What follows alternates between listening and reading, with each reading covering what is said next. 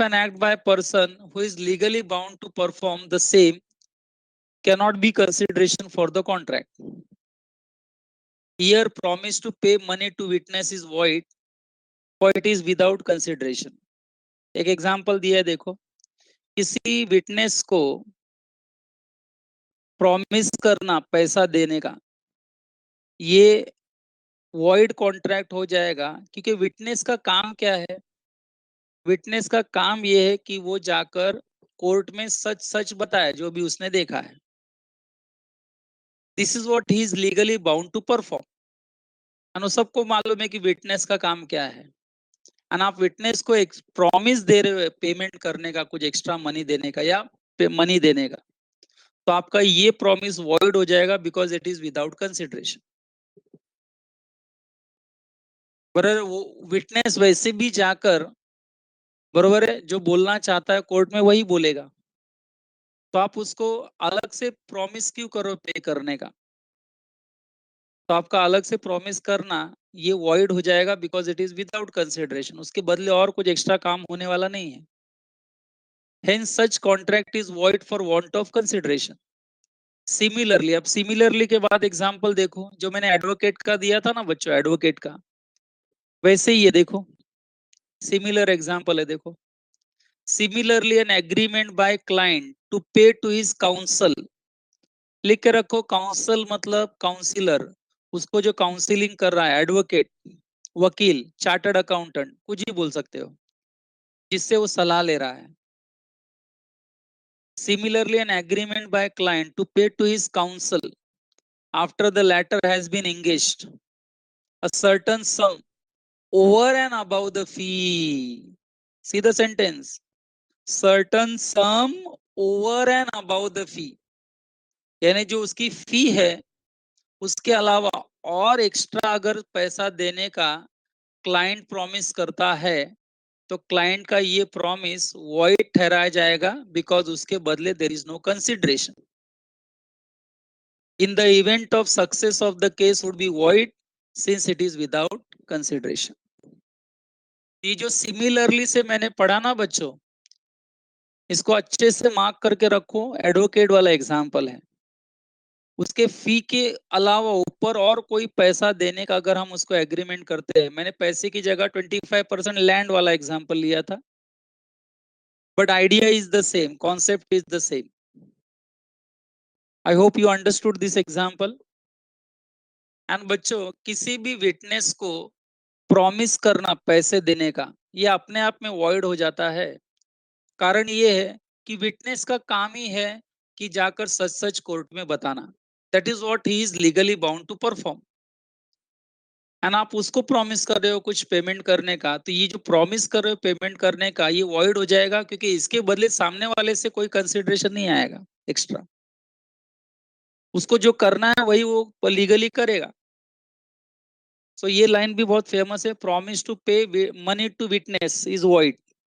And why it is void? Because it is without consideration. Okay, so last का दो line और है, देखो पॉइंट नंबर 6 में क्या लिखा है. But where person promises to do, underline this word जिनके पास बुक है, नोट्स है. But where person promises to do more, more यानी what I am legally bound to perform, वो तो मैं कर ही रहा हूं, बट उसके अलावा if I give you some extra services, पढ़ाने के अलावा, पढ़ाने के अलावा, ये तो व्हाट टीचर का काम है, what he is legally bound to perform. लेकिन पढ़ाने के अलावा मैं और आपको कुछ एक्स्ट्रा सर्विसेज दूं, फॉर एग्जांपल आपका टेस्ट कंडक्ट करूं, पेपर चेक करके दूं, आपके डाउट सॉल्विंग सॉल्व करूं पर्सनली, ये मैं अलग से अगर आपको एक्स्ट्रा कुछ काम कर रहा हूं अपार्ट फ्रॉम टीचिंग, एंड ये एक्स्ट्रा काम का अगर आप मुझे प्रॉमिस कर रहे हो कुछ पैसा देने का, तो आपका प्रॉमिस एनफोर्सेबल है because it is without, sorry, it is with consideration. Are you getting my point? मैं रीड कर रहा हूं. But where person promises to do more, that he is legally bound to do such promise provided it is not opposed to public policy. Such promise जो है it is not opposed to public policy is a good consideration. Underline.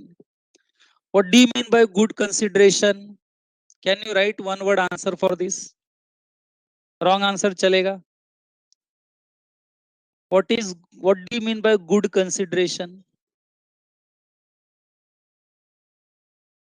That means the contract is enforceable, valid. Yes. Lawful भी चलेगा. Contract enforce हो जाएगा. अब आप मेरे extra service का अगर मुझे पैसा नहीं देंगे, पढ़ाया उसका 2000 आपने दिया, लेकिन एक्स्ट्रा जो मैंने काम किया जिसके लिए आपने प्रॉमिस किया है मुझे पे करने का, अगर वो पैसा नहीं दिया आपने, तो क्या मैं केस करके जीत सकता हूँ ना? ये बोल के कि मेरा काम ही मेरा गुड कंसिडरेशन है, सो यू हैव टू पे मी. यस और नो? सो बोलने का मतलब क्या है कि टीचर का काम है पढ़ाना, उसका फी उसने ले लिया है, बराबर. अब उसके आगे और कुछ एक्स्ट्रा वो मांग रहा है, तो that extra is not a consideration. Okay. या वो कंसिडरेशन के दायरे में नहीं आएगा एंड वो एनफोर्स नहीं होगा. लेकिन कुछ एक्स्ट्रा सर्विस दी जा रही है आप, तो उसके लिए कंसिडरेशन गुड कंसिडरेशन में चला जाएगा एंड कॉन्ट्रैक्ट बिकम्स एनफोर्सेबल. हाँ, एक और ध्यान देने का कि जो कंसिडरेशन होगा दैट शुड नॉट बी वेग और uncertain. That should B not be वेग और अनसर्टन. बराबर है. अनसर्टन कंसिडरेशन नहीं होना चाहिए. हाँ सर, आप हमारे लिए कुछ एक्स्ट्रा काम कर दो तो हम आपको जितना मन में आएगा उतना कंसिडरेशन दे देंगे, फी दे देंगे. आप हमारा टेस्ट ले लो, हम बाद में सोचेंगे आपको कितना देने का या कितना नहीं देने का. तो ये ऐसा नहीं चलेगा. ये कंसिडरेशन वेग हो जाता है, अनसर्टन हो जाता है. ओके. आपको याद होगा तो जब भी हम कॉन्ट्रैक्ट करते हैं तो कॉन्ट्रैक्ट सर्टन होना चाहिए. इट शुड नॉट बी वेग. एंड आप अगर कोई वेग स्टेटमेंट या अनसर्टनिटी ऐड करते हो तो कंसिडरेशन इनवैलिड हो जाएगा. ओके. बच्चों, आई थिंक पॉइंट नंबर 6 सभी लोग नोट्स जो है इंपॉर्टेंट मार्क करके रखो. थोड़ा कॉम्प्लिकेटेड है ये. ओके. ये पूरे पैरा रूल्स में मुझे लगता है point number 6 is the point जहां पर आपको थोड़ा कंफ्यूजन होता है. बट क्योंकि मैंने एग्जांपल उसके साथ अटैच कर दिया है, and if you can remember that example on time, आप करेक्ट आंसर लिख देंगे. चलो बच्चों, rule number 7, consideration must be real and not illusory. बच्चों, जो भी कंसिडरेशन आप डिसाइड करते हो समथिंग इन रिटर्न, फिर चाहे वो एक्ट हो, प्रॉमिस हो, एब्स्टिनेंस हो, मनी हो, या नॉन मॉनेटरी टर्म्स में हो, वो रियल होना चाहिए. जिसको लॉ भी बोलेगा या कोई लॉ वैल्यू अटैच कर सकता है. मैं बोलूंगा बच्चों कि मैं आई promise to pay you if you do my work, particular work जो मैंने आपको काम दिया है, अगर आप मेरा पर्टिकुलर काम कर देते हो तो I promise to pay you some remuneration which I like. तो क्या ये चलेगा? क्या ये कंसिडरेशन रियल है क्या? बच्चों, आप मेरे लिए काम कर दो तो मैं आपको जितना मेरे मन में आएगा उतना पैसे दे दूंगा. तो मेरे मन में तो 1 रुपया भी आ सकता है. बोलने का मतलब समझ में आ गया ना? तो जब भी कंसिडरेशन डिसाइड होता है तो कंसिडरेशन रियल होना चाहिए, भ्रमित करने वाला नहीं होना चाहिए. सामने वाला कंफ्यूज है, सर ने कॉन्ट्रैक्ट तो कर दिया लेकिन कितना देंगे पता ही नहीं है. बरोबर है. कितना देने का मैं देखूंगा, सोचूंगा, तो ये ऐसा नहीं चलता है. कंसिडरेशन रियल होना चाहिए एंड उसको भ्रमित करने वाला इल्यूशन नहीं होना चाहिए उसके अंदर. इल्यूशन मतलब क्या, दिखाई दे रहा है लेकिन इनफैक्ट होता नहीं है, नॉट रियल. बरोबर है.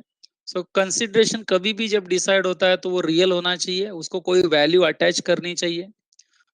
ऐसा होना चाहिए कि लॉ उसमें कुछ वैल्यू अटैच करे। अगर मैं कहूँ मेरे पढ़ाने के बदले you give me 100 kg rice, तो 100 kg राइस का value can be decided in the market, so that becomes real consideration.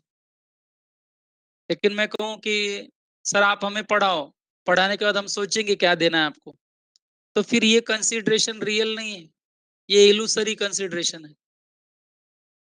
मैं भी भ्रम में हूँ, आप भी भ्रम में हैं, तो ऐसा नहीं चलता है बच्चों।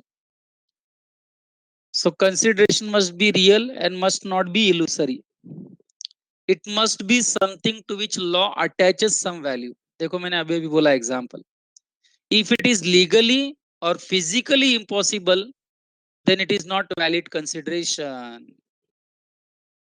बच्चों ये जरा समझ लो, याद करो मैंने कहा था कि अगर कोई कॉन्ट्रैक्ट का एक्ट इम्पॉसिबल हो जाए तो अपने आप में वॉइड हो जाता है। याद होगा, देखो याद आया? कॉन्ट्रैक्ट जहां पर इम्पॉसिबल एक्ट, स्टार्स काउंट करना, स्टार्स काउंट करो, मैं आपको इतना पैसा दूंगा, तो सबको मालूम है कि स्टार्स काउंट करना इज नेक्स्ट टू इम्पॉसिबल। तो इसमें मैं जो भी कंसिडरेशन प्रॉमिस करूंगा वो अपने आप में इनवैलिड हो जाएगा, वॉइड हो जाएगा, बिकॉज मेरा consideration is towards some impossible act. I hope you understand. तो आप जब भी कंसिडरेशन को डिसाइड करेंगे तो वो रियल होना चाहिए, पॉसिबिलिटी होनी चाहिए उसकी होने की। इम्पॉसिबल एक्ट के लिए कोई कंसिडरेशन आपकी तरफ से पास ऑन होता है तो बच्चों वो वैलिड कंसिडरेशन की कैटेगरी में नहीं आएगा। I think there is one simple example given, I think उससे आप समझ जाएंगे। देखो क्या लिखा है, a man promises to discover treasure by magic। A man promises, promise कर रहा है आपको to discover treasure by magic, बरोबर है? This transaction can set to be void, direct answer आ गया, देखो void as it is illusory. क्यों ये इलूसरी कंसिडरेशन में जा रहा है? क्योंकि इसमें जो एक्ट होने वाला है that is next to impossible, impossible act है ये, बरोबर है? पॉसिबल, ये रियल हो ही नहीं सकता। इलूसरी मतलब क्या? नॉट रियल, एंड जहां नॉट रियल वॉइड हो जाएगा। आपकी तरफ से कंसिडरेशन है, प्रॉमिस है, ये जो प्रॉमिस है ये वॉइड प्रॉमिस है आपका, वॉइड है, तो सामने वाले का कंसिडरेशन भी वॉइड ही होगा। Getting that? Because I know 100% I am sure कि you cannot discover treasure by magic. Okay, तो बच्चों ये लास्ट के 2 पॉइंट, ये 7 point was very easy, even 8 point is also very easy. आगे बहुत सारा डिस्कशन डिटेल में है, बट ये अभी समझ के रखो ना अच्छे से, इजी है करके, कि आप जब भी कंसिडरेशन, जब हम बोलते हैं ना what are the legal rules of valid consideration, that means valid consideration के लिए क्या क्या पॉइंट ध्यान में रखना है, तो ये मैंने पहले ही आपको बता दिया था लेक्चर में, याद करो। सिर्फ कंसिडरेशन ही होना जरूरी नहीं है, that consideration must be lawful, lawful, lawful होना चाहिए। इसका मतलब रिवर्स लैंग्वेज में, if consideration is unlawful then the whole contract becomes void. तो लीगल रूल यही कहना चाहता है कि जो कंसिडरेशन आपस में डिसाइड होता है that must not B unlawful, illegal नहीं होना चाहिए, अनलॉफुल नहीं होना चाहिए, इमोरल नहीं होना चाहिए। इमोरल मतलब अनएथिकल, अगेंस्ट गुड मॉरल्स हम बोलते हैं ना, अनएथिकल, और अपोज टू पब्लिक पॉलिसी, यह समाज के लिए हानिकारक। कंसिडरेशन अगर गैर कानूनी है, अनएथिकल है, या समाज के लिए हानिकारक है, तो ऐसे कंसिडरेशन को हमारा कोर्ट एनफोर्स नहीं करेगा, that's all. Such consideration will be treated as void consideration, invalid consideration, and invalid consideration always give a rise to void contract.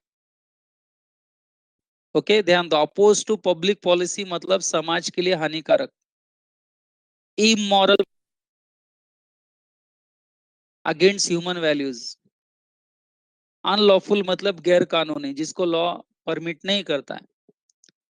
सो ये तो मैंने हेडलाइंस पढ़ा बच्चों, उसका दो लाइन क्या लिखा है, there is one example also, only presence of consideration is not sufficient. ये मैं पहले ही क्लियर कर चुका हूं, सिर्फ कंसिडरेशन है ये काफी नहीं है, वो जो भी कंसिडरेशन है वो लॉफुल भी होना चाहिए, कानूनन होना चाहिए, वो लीगल होना चाहिए। एनीथिंग विच इज इमोरल, कुछ भी ऐसा कंसिडरेशन जो इमोरल हो, समाज के लिए हानिकारक हो, cannot be valued as valid consideration, cannot be treated as valid consideration. So I think point number 7 and 8 they are very easy. 7 में क्या पढ़ा था बच्चों, कंसिडरेशन अगर वैलिड करना है तो it must be real and not illusion based consideration, illusionary नहीं होना चाहिए, पता है कि ये वो पॉसिबल नहीं है, बरोबर है। एंड 8 पॉइंट क्या है कि कंसिडरेशन वैलिड होना चाहिए, लॉफुल होना चाहिए, मॉरल बेस्ड होना चाहिए and not oppose to public policy होना चाहिए। मैं रिवर्स बोल रहा हूं देखो, यानी वैलिड कंसिडरेशन चाहिए तो कंसिडरेशन लॉफुल होना चाहिए, मॉरल होना चाहिए and it should not be oppose to public policy. Let us read example, क्या एग्जांपल लिखा है देखो, A agrees with B to sell car for rupees 2 lakhs to B. Here A is under an obligation to give car to B and B has right to receive the car on payment of rupees 2 lakhs. And B is also under an obligation to pay 2 lakhs to A and A has right to receive rupees 2 lakhs. मुझे बताओ इस example में is there any unlawful, is there any immoral, is there any transaction which is opposed to public policy? बच्चों read the example and tell me, इसमें एक दूसरे को जो कंसिडरेशन है, ए कार देगा, बी उसके बदले 2 लाख रुपया देगा, कहीं पर भी आपको ये अनलॉफुल लगा, इमोरल लगा, और whether it is oppose to public policy,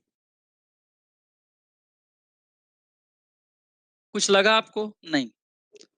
बोलने का मतलब क्या बच्चों, दिस एग्जाम्पल में जो कंसिडरेशन है, चलो लिखो वैलिड या वॉइड, वैलिड या invalid, the given example has valid consideration or invalid consideration? The answer is sir, it has valid consideration because इस पूरे एग्जाम्पल में there was nothing which can be treated as unlawful, there was nothing which can be treated as immoral, and there was nothing which can be treated as an opposed to public policy. Good consideration, and therefore contract becomes enforceable, valid. तो बच्चों these were the total 8 rules regarding valid consideration. सिर्फ consideration मत बोलो, valid consideration, that is I think appropriate word. Okay, so ये headlines आप पहले अच्छे से बच्चों, कल भी बताया था मैंने, रट लेना, अंदर क्या क्या लिखा था, क्या क्या हमने डिस्कस किया था, वो रिकॉल करना थोड़ा थोड़ा, तो सीए स्टूडेंट्स के लिए ऐसे ही कॉन्सेप्ट क्लियर हो जाता है एंड सीए स्टूडेंट्स को थोड़ा मटेरियल माइंड में आ जाएगा लिखने के लिए। टेक्स्ट बुक में जितना लिखा है उतना ही लिखना है ऐसा जरूरी नहीं है बच्चों, आपने याद करके इसका 50% भी रिप्रोड्यूस किया ना answer, then also you will be given full marks. इतना है कि आप जो एक्सप्लेन कर रहे हो that should be as per the law, don't make new law, खुद का नया लॉ मत बनाना। इसलिए मैंने कहा कि हेडलाइंस पहले अच्छे से रट लो। चलो बच्चों 30 सेकेंड्स दे रहा हूं टू आस्क एनी डाउट, नहीं है तो नो लिखो doubt, so I will continue. Doubt है तो यस लिखो एंड डाउट क्या है वो फिर टाइप करो। I think all the 8 points are covered in details.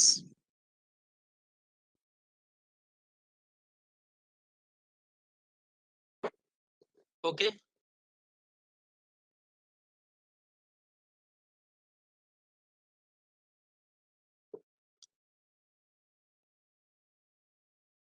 ठीक है. So we have discussed the definition of the consideration. What was the consideration as per section 2D? Then उसको थोड़ा एनालाइज करके हमने डायरेक्ट लीगल रूल स्टार्ट कर दिया था. The next discussion जो हमारे सामने बच्चों स्क्रीन पे है, that is sued by third party to a contract. बच्चों sued by third party to a contract मतलब there was very famous statement, याद करो, there can be a stranger to the consideration but there can not be a stranger to the contract. याद आया? Okay. बच्चों I will use one word, privity of contract. Privity, ये जरा spelling type करो, आप लोग को क्या समझा? Privity, PRIVITY, privity of contract. पहले सब लोग एक बार टाइप करो इसको, privity of contract. Privity of contract है, देखो आपके नोट्स में है. हाँ, मैं पर्पसफुली जानबूझकर आपसे एक बार टाइप करवा रहा हूँ ये, because this word, this statement is going to be very important. Privity of contract. Okay. बहुत लोग प्रोनाउंसिएशन ऐसा भी करते हैं, privity of contract, but actually the pronunciation is privity of contract. Okay. So okay बच्चों, बहुत सारे बच्चों ने टाइप कर लिया है, पर्पसफुली बोला मैंने टाइप करने के लिए. बच्चों पहले ये प्रीविटी ऑफ कॉन्ट्रैक्ट का कॉन्सेप्ट क्या है, ये प्रिंसिपल ऑफ प्रीविटी कॉन्ट्रैक्ट क्या है? First you try to get that point. Okay, with the example. मान लो बच्चों, mister S is a seller. S seller, B is a buyer. B, S and B. ठीक है बच्चों. S has promise to deliver goods to B, and B ने उस promise के बदले कंसिडरेशन में क्या कहा कि as soon as I receive the delivery of goods I will make the payment. तो फिलहाल वो लोग एक दूसरे को प्रॉमिस दे रहे हैं, एक्ट किसी ने किया नहीं. सेलर ने बी के साथ कॉन्ट्रैक्ट किया, बायर के साथ, कि मैं आपको गुड्स डिलीवर करूंगा, बेचूंगा. एंड बी ने कहा जैसे ही गुड्स मुझे मिल जाएगा मैं सेलर तुमको पेमेंट कर दूंगा.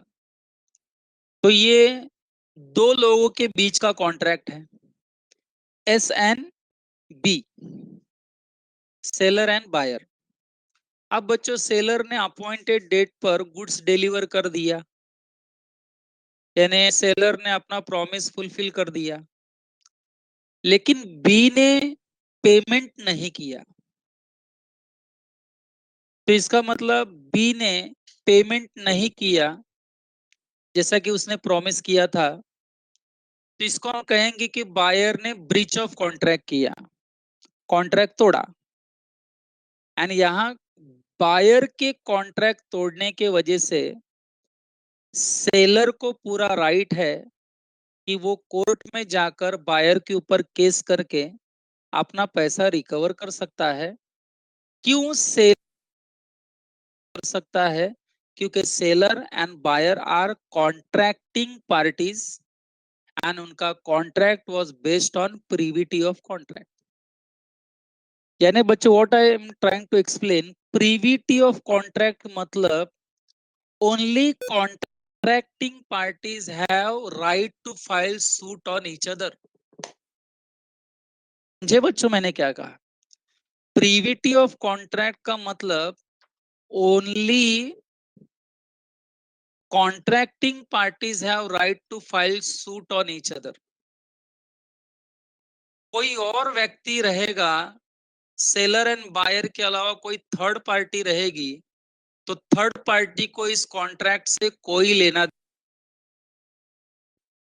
थर्ड पार्टी स्ट्रेंजर है, stranger can come for the consideration but stranger has no right to file a suit.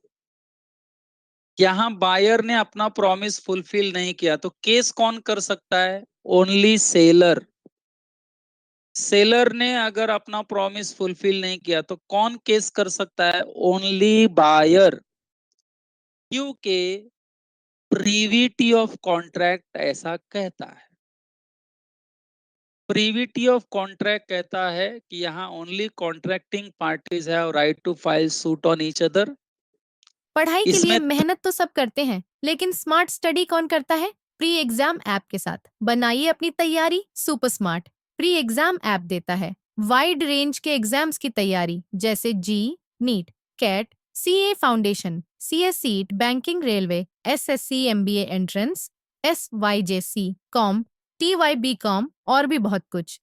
Chapter wise tests and mock tests, detailed performance analysis, और अब तैयारी होगी एकदम परफेक्ट। कहीं भी कभी भी पढ़ाई करें। और एक विशाल क्वेश्चन बैंक आपकी तैयारी को बनाए आसान। इंस्टेंट इवैल्यूएशन से तुरंत जानिए अपनी परफॉर्मेंस और पाएं पर्सनलाइज्ड फीडबैक। तो अब देरी किस बात की? प्री एग्जाम ऐप डाउनलोड करें और अपने नाम से रजिस्टर्ड करें और एक विशाल क्वेश्चन बैंक बिल्कुल फ्री और अपनी सफलता की कहानी लिखें। लिंक डिस्क्रिप्शन में है। प्री एग्जाम ऐप स्मार्ट तैयारी का साथी। इसमें थर्ड पार्टी का कोई रोल नहीं है। जो स्ट्रेंजर होगा ना third party, he has no right to he has no right to file suit. Case करने का थर्ड पार्टी को अलाउड नहीं है। Is that okay with concept privity of contract with everyone? बच्चों शादी हस्बैंड एंड वाइफ में हुई है, कल को तलाक लेना है तो कौन एक दूसरे के ऊपर केस करेगा? या तो हस्बैंड या तो वाइफ। हस्बैंड के घर वाले पूरा खानदान केस करेगा क्या? नहीं। कौन था? शादी किसके बीच में हुई थी? ए एंड बी के बीच में, तो ए एंड बी को ही एक दूसरे के ऊपर केस करने का राइट्स है, उनके खानदान को नहीं। Is that okay with everyone? तो बच्चों बोलने का मतलब ऐसा है कि ये जो मैंने प्रीविटी ऑफ कॉन्ट्रैक्ट एक्सप्लेन किया कि जिसमें only contracting parties have right to file suit on each other, इस लॉ के देयर आर सम एक्सेप्शंस। अभी आपको टाइप करना है आंसर, मैं जो पूछूंगा वो क्वेश्चन। इस लॉ के लिए देयर आर सर्टेन एक्सेप्शंस। मैंने कहा इसके लिए there are certain exceptions. Privity of contract ये प्रिंसिपल के लिए देयर आर सर्टेन एक्सेप्शंस। इसका मतलब क्या हो रहा है? इसका मीनिंग क्या निकलता है? मैं अब प्रीविटी ऑफ कॉन्ट्रैक्ट के कुछ एक्सेप्शंस पढ़ाने जा रहा हूं। इस लाइन को आप कैसे समझ रहे हो? रॉन्ग आंसर भी चलेगा, टाइप करो। सर ने हमको प्रीविटी ऑफ कॉन्ट्रैक्ट का मीनिंग बताया एंड अभी सर बता रहे हैं कि हम इसका एक्सेप्शन पढ़ेंगे। इसका मतलब एग्जैक्टली अब हम क्या पढ़ने जा रहे हैं, कोई बताएगा? हम पढ़ने जा रहे हैं कि थर्ड पार्टी भले ही कॉन्ट्रैक्टिंग पार्टी ना हो तो भी उसको केस करने का राइट। लोगों ने आंसर लिखा है, very good. Third party can file suit. Om you are perfectly right, Abhishankar you are perfectly right, Hiten you are right, Priya your answer is also right, Savio कुछ मिस्टेक कर दिया भाई मेरे, Parth you are also right. कि अब हम ऐसे केसेस पढ़ेंगे जहां पर third party is not contracting party, third party is stranger, but even that stranger will get the right to file a suit. उसको केस करने का राइट मिल जाएगा। देखो सही है ना? पार्टी नहीं है फिर भी, कॉन्ट्रैक्टिंग पार्टी नहीं है, प्रीविटी ऑफ कॉन्ट्रैक्ट से उसका कोई लेना देना नहीं, फिर भी उसको राइट मिलेगा। तो बच्चों ऐसे गिने चुने केसेस हैं, 6-7 केसेस हैं, उससे ज्यादा नहीं। और याद रखो CA students and CA students, ये केस में से आपको कहीं पर भी क्वेश्चन में नजर आता है अभी जो हम केस डिस्कस करेंगे तो आपको इमीडिएटली याद आ जाना चाहिए कि यहाँ प्रीविटी ऑफ कॉन्ट्रैक्ट का रूल एप्लीकेबल है, बरोबर है, but it is exceptional case. यहाँ stranger can also file a suit even though the stranger is not contracting party. ये हेडलाइंस अच्छे से माइंड में जरा ध्यान में रख लेना. तो बच्चों एग्जैक्टली अब हम क्या पढ़ने वाले हैं इसकी आइडिया हमने क्लियर कर दी. पहले जनरल लॉ क्या है मैंने वो पढ़ाया. जनरल लॉ क्या कहता है, only contracting parties have right to file suit on each other. But ये जनरल लॉ के लिए देर आर सर्टन एक्सेप्शन. अब वही एक्सेप्शन हमको वन बाय वन रीड करना है, बरोबर है. लेकिन उसके पहले जनरल रूल क्या कहता है बच्चों, late us read the given theory. बच्चों यहाँ जो वर्ड जो सेंटेंस आपको नहीं समझेगा प्लीज आस्क डाउट. हाँ हाँ नहीं करने का, कोई स्टेटमेंट नहीं समझा तो हाँ हाँ नहीं करने का बच्चों. ओके, पूछ लेने का डाउट. चलो देखो क्या लिखा है बच्चों.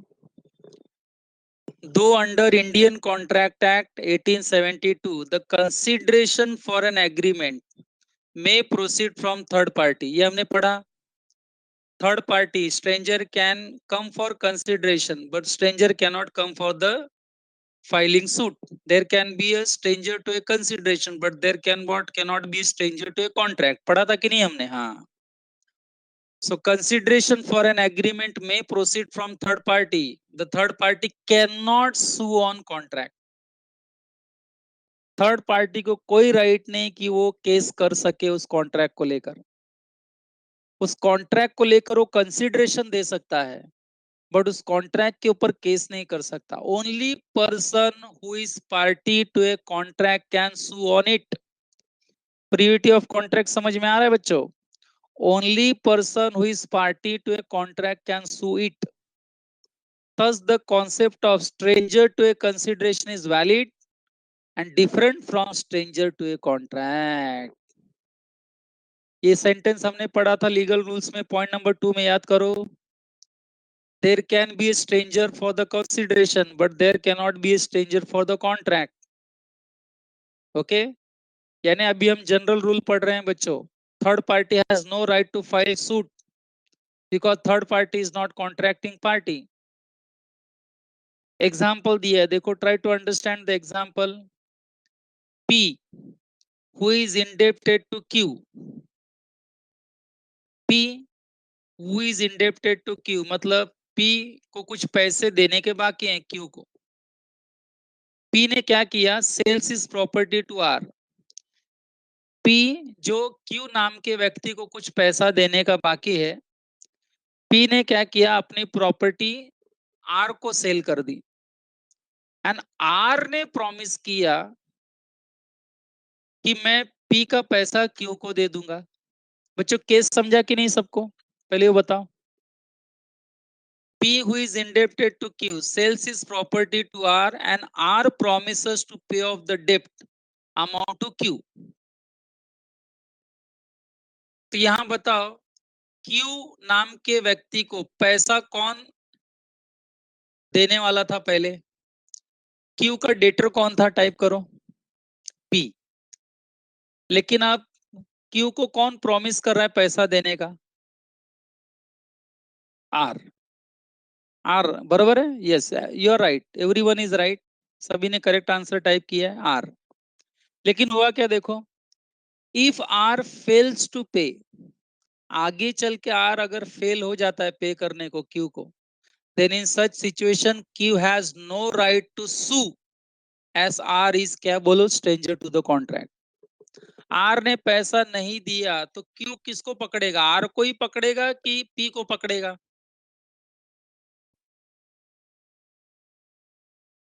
P को पकड़ेगा. वो R ने भले ही प्रॉमिस किया हो लेकिन Q has no right to sue R because R is a stranger to a contract. यहां पहला मैटर किसके बीच में था, P एंड Q. तो यहाँ P को पैसा देना था Q को, बरोबर है. तो यहाँ Q has only right against P not against R. R के अगेंस्ट वो केस नहीं बनता है। आर बोलेगा ठीक है मैंने प्रॉमिस किया, लेकिन मैं तुमको क्यों पैसा दूं, उसके बदले तुमने क्या किया है, क्यों, तुम आवाज उधर ही बंद हो जाएगा। क्यों की तरफ से कोई कंसिडरेशन है क्या आर को? The answer is no. तो बच्चों this is what the general rule says कि स्ट्रेंजर टू ए कॉन्ट्रैक्ट रहेगा ना, ना तो वो केस कर सकता है एंड ना ही उसके ऊपर केस हो सकता है। दोनों तरफ से बात हो रही है। ना तो वो केस कर सकता है, ना तो उसके ऊपर केस हो सकता है। क्यों वो केस नहीं कर सकता या उसके ऊपर केस नहीं हो सकता? क्योंकि वो कॉन्ट्रैक्टिंग पार्टी नहीं है। सीधी बात है। ये बच्चों अपना जनरल रूल है। ये जनरल रूल है, ठीक है बच्चों। अब उसके बाद एग्जाम्पल के नीचे पढ़ो क्या लिखा है। द अफोरसेड रूल, अभी जो हमने रूल पढ़ के आए बच्चों with example, that stranger to a contract cannot sue, stranger to a contract cannot sue is also known as, underline करो। मैंने आपको टाइप करवाया था, देखो वर्ड, ये पढ़ाने से पहले यही वर्ड मैंने आपसे टाइप करवाया था, doctrine of privity of contract. Doctrine मतलब प्रिंसिपल, प्रिंसिपल सिद्धांत, doctrine of privity of contract. And privity of contract का मतलब only contracting parties have right to file suit on each other. Stranger cannot sue and cannot be sued. Stranger to a contract cannot sue and cannot be sued. Okay. Is however subject to, जिनके पास book से underline करो, is this rule is however subject to certain exceptions. And which are those certain exceptions? यानी exceptions के exactly मतलब क्या होगी? तो उसमें बाजू में लिखा है देखो, इन अदर वर्ड्स। अब बच्चों बताओ एक्सेप्शंस में हम क्या पढ़ेंगे? In other words, even a stranger to a contract may enforce a claim in following case. Even a stranger to a contract may enforce a claim in following cases. इसका मतलब even third party, even a stranger can enforce the contract. इसका मतलब उसके ऊपर case हो सकता है, वो केस कर भी सकता है, या तो उसके ऊपर केस हो भी सकता है, वो केस कर भी सकता है। इसका मतलब वो कॉन्ट्रैक्ट को इन्फोर्स कर सकता है in the court of law, but only in the following cases. हाँ बच्चों, आई थिंक टोटल आपके इस नए बुक में there are total 7 cases I can see here. तो ये 7 केसेस आपको वन बाय वन बहुत ही माइन्यूटली अंडरस्टैंड करना है बच्चों, क्योंकि इतना डिटेल डिस्कशन वापस होने वाला नहीं है बच्चों, याद रखना, इतना डिटेल डिस्कशन वापस होगा नहीं। So let us try to understand the first case where the principle of privity of contract does not hold good या not operative. Okay. In the case of trust, बच्चों ये ट्रस्ट वर्ड याद रखना, trust. आपको मालूम है बहुत सारे ट्रस्ट फॉर्म होते हैं ना बच्चों। मैं आपको बता दूं, ट्रस्ट के केस में आप पेन पेंसिल अगर लेके बैठे हो, बुक या कुछ लिखने के लिए मटेरियल है आपके पास, तो मैं 3 पार्टीज के नाम लिखने के लिए बोल रहा हूँ, पहले वो आप लिखो। देखो हम बहुत ही स्लो जा रहा हूँ, अभी discussion will be very slow, क्योंकि बच्चों ये एट योर एज, आपका जो एज है अभी, उसके हिसाब से ये सारी चीजें आपने कभी सुनी नहीं बच्चों, अभी उतनी लाइव देखी नहीं है आपने, आपने सुनी नहीं है, इसलिए मेरा डायरेक्टली पढ़ाना ये ठीक नहीं है। I make sure that it will be clear 100%। So please right. देखो एक नोटबुक में या कहीं ऐसा लिखे हो केस में, एक है पार्टी का नाम है सेटलर, आपके वो लाइन में है देखो, settler, SETTLER, settler. Second number पे लिखो ट्रस्टी, सेकंड पार्टी ट्रस्टी लिखो। पहले नंबर पर सेटलर, दूसरे नंबर पे ट्रस्टी, एंड तीसरे नंबर पे लिखो बेनिफिशियरी। वर्ड है देखो पहले लाइन में, trust, in case of trust beneficiary, beneficiary करके लिखो। चलो बच्चों आप लोग अल्फाबेट्स लिखो, ओनली अल्फाबेट्स, स्टार्टिंग अल्फाबेट्स लिखो। कौन से 3 पार्टीज मैंने लिखा है? अल्फाबेट्स लिखो, पूरा टाइपिंग मत करो। S T B, very good, S T B. यानी इतना, इतने में ये समझ में आया आपको कि अभी 3 लोग इन्वॉल्व हैं। ट्रस्ट वाले केस में 3 लोग इन्वॉल्व हैं। ठीक है बच्चों, 3 लोग इन्वॉल्व हैं। यस, मैं देख पा रहा हूं सभी का type answer. Yes, very good बच्चों, 3 लोग हैं देखो इसमें, एक है सेटलर, एक है ट्रस्टी एंड एक है बेनिफिशियरी। आप बच्चों ध्यान से सुनो। ट्रस्ट, ये जब हम कोई ट्रस्ट फॉर्म करता है ना, ट्रस्ट, तो ये लोग जब ट्रस्ट बनाते हैं ना, trust, charitable trust, religious trust, याद करो आपने देखो SYJC में NPO पढ़ा होगा, non profit organisation, non profit making organisation, NPO, जिसका main intention is not to make profit but to serve the society, है ना। They believe in service, they don't believe in making profit. Yes no में answer दो, पढ़ा था कि नहीं NPO accounts में, एंड अभी भी पढ़ रहे हो? तो बच्चों NPO you can say is the classical example of your trust, आप ऐसा बोल सकते हो। ठीक है, तो जब ट्रस्ट बनता है ना, तो ट्रस्ट एक एग्रीमेंट होता है।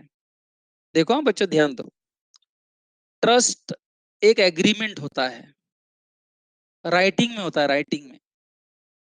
नॉलेज के लिए सुनो, एंड ये एग्रीमेंट 2 लोगों के बीच में होता है। ये एग्रीमेंट 2 लोग करते हैं आपस में, एंड मैं उनके नाम बताने जा रहा हूं, सेटलर एंड ट्रस्टी, S&T।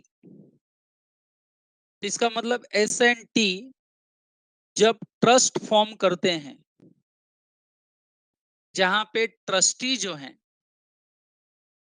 वो ट्रस्ट चलाने के लिए पैसा देंगे, बड़े लोग रहते हैं लोग, एंड सेटलर जो है वो ट्रस्ट का पूरा काम करेगा। तो ये आपस में एग्रीमेंट करते हैं कि हम ट्रस्ट फॉर्म करेंगे, लेकिन इस ट्रस्ट का फायदा किसी थर्ड पार्टी को होगा, एंड जिस थर्ड पार्टी को इस ट्रस्ट का फायदा होगा, उस थर्ड पार्टी को हम बेनिफिशियरी कहेंगे। क्या कहेंगे बच्चों? बेनिफिशियरी। ओके, जैसा मैं आपको एक एग्जांपल देता हूं, मिस्टर अमिताभ बच्चन, अभी आजकल कोविड से वो भी ग्रसित है।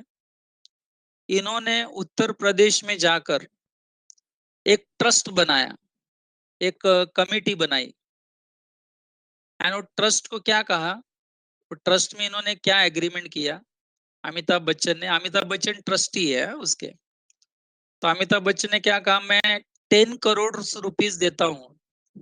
सेटलर को कहा कि मैं 10 करोड़ रुपीस बैंक अकाउंट में डालता हूँ, तुमको क्या करना है, ये जो मैंने ट्रस्ट स्टार्ट किया है, जिसका काम तुमको करना है, क्योंकि अमिताभ बच्चन जाके तो करेंगे नहीं ना वहां बैठ के काम, काम करने वाले कोई और होंगे। तो अमिताभ बच्चन ने कहा I will give you 10 crore rupees, आप ये 10 करोड़ रुपए का जो इस्तेमाल करना है, वो उत्तर प्रदेश में जितनी भी लड़कियां हैं, फीमेल एजुकेशन, उनको एजुकेशन देने का काम हम करेंगे। गरीब लड़कियों को एजुकेशन देने का काम हमारा ट्रस्ट करेगा। तो बच्चों जरा टाइप करो इसमें, इस ट्रस्ट का फायदा किसको मिलेगा? ये जो ट्रस्ट हुआ इसका फायदा किसको मिलेगा? इस ट्रस्ट के बेनिफिशियरी कौन है? एग्जैक्टली गर्ल्स, फीमेल्स, कि चाहे वो छोटी लड़कियां हो या लेडीज ही क्यों ना हो जो अनएजुकेटेड हैं, पढ़ना चाहते हैं, है ना। तो व्हाट आई मीन टू से इज कि अमिताभ बच्चन इज ट्रस्टी, जो ट्रस्ट का काम करेंगे वो सेटलर, एंड इसका फायदा किसको होगा? गर्ल्स को, फीमेल्स को। नाउ यू टेल मी, जब ये गर्ल्स लोगों के लिए ट्रस्ट बना है, क्या गर्ल्स ये कॉन्ट्रैक्ट की पार्टीज हैं क्या? क्या गर्ल्स लोग भी बैठकर कॉन्ट्रैक्ट कर रही हैं क्या यहाँ पर? They are not contracting parties. I hope you understand. अब मुझे ये बताओ, कल को ये ट्रस्ट का फायदा गर्ल्स लोगों को नहीं मिला, कल को ये ट्रस्ट का फायदा अगर गर्ल्स लोगों को नहीं मिला, तो गर्ल्स के बिहाफ पर कोई भी वकील केस कर सकता है कि नहीं? टाइप करो। क्या कोई वकील केस कर सकता है? एग्जैक्टली बच्चों, केस कर सकते हैं, गर्ल्स लोग केस कर सकते हैं, ये बोलते हुए कि ये ट्रस्ट हमारे फायदे के लिए बना था, लेकिन इसका हमको फायदा नहीं मिल रहा है। तो अमिताभ बच्चन बोलेंगे क्या तुम लोग कौन होते हो केस करने वाले, तुम तो थर्ड पार्टी हो। लेकिन लॉ कहता है ट्रस्ट के केस में थर्ड पार्टी को भी चांस मिलेगा केस करने का, क्योंकि ये थर्ड पार्टी के फायदे के लिए बना है, उनको फायदा मिल नहीं रहा है। तुम ब्लैक मनी को व्हाइट करने की कोशिश कर रहे हो ट्रस्ट बना के। जब हमको इसका फायदा मिल नहीं रहा है तो girls have the right to file the suit. अब बहुत लोग बच्चे बोलेंगे कि सर गर्ल्स लोग माइनर हैं, वो लोग केस नहीं कर सकते, इसलिए मैंने वर्ड यूज किया कि गर्ल्स के बिहाफ पर, उनके बेनिफिट के लिए कोई भी वकील केस कर सकता है। बरोबर है? हाँ सैवियो, क्या काम है, क्या डाउट है? सैवियो, आप जो बोल रहे हो ना, you are absolutely right, but अब हमारा डिस्कशन क्या, आप जरा समझ लो। हमारा डिस्कशन ये है कि क्या थर्ड पार्टी कॉन्ट्रैक्ट की जो पार्टी नहीं है, क्या वो उस कॉन्ट्रैक्ट में केस कर सकती है क्या? हमारा डिस्कशन अभी यहीं तक है, हाँ या ना? तो हाँ भी है, ना भी है। ना कब है? जब कोई जनरल कॉन्ट्रैक्ट हो। एंड हाँ कब है? जब ट्रस्ट का केस हो। ट्रस्ट बनाया ही जाता है तीसरे पार्टी के बेनिफिट के लिए, एंड तीसरे पार्टी को अगर उसका फायदा नहीं मिला, तो तीसरी party has the right to file suit on contracting parties. वो सेटलर पर केस कर सकते हैं, ट्रस्टी पर केस कर सकते हैं, ये बोलते हुए कि आपने जो ट्रस्ट बनाया तो उसका फायदा तो हमको मिला ही नहीं। ओके, तो बच्चों इसको आगे कल हम डिस्कस करेंगे और बहुत अच्छे एग्जाम्पल के साथ। मैंने केवल फर्स्ट पॉइंट कवर किया आज के लेक्चर में। आई hope you have understood the point.